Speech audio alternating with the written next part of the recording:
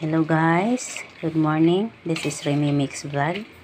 Iba-vlog ko lang sa inyo ang aking ginagawa minsan na maglaga ng mga herbal plants.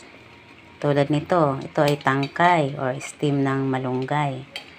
Ito naman, dahon ng bayabas. Ito naman, dahon ng avocado.